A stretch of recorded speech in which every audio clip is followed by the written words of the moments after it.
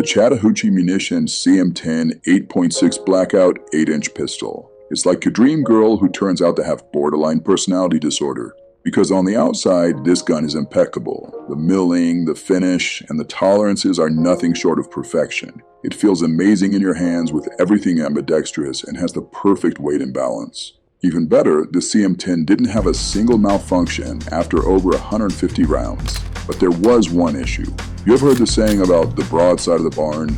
Well, with subsonic ammo, the CM10 won't hit the barn or anything else you're shooting at, because with subs, it's wildly inaccurate.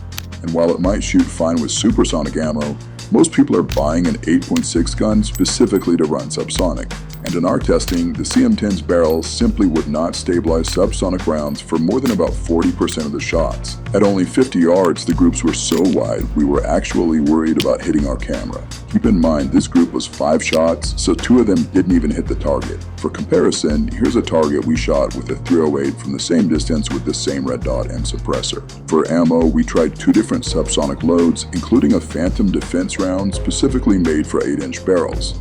The CM10 couldn't stabilize either. The reason is because Chattahoochee Munitions chose to use a 1 in 5 twist rate in the CM10, while the correct rate for 8.6 is 1 in 3 twist. And since they chose a twist rate that was too slow, the unstable bullets likely struck the inside of our suppressor, causing tumbling. Let's go back to basics.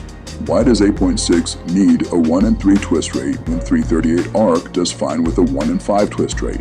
It's because in ballistics, length and not weight is the primary factor that determines how fast you need to spin a bullet to stabilize it.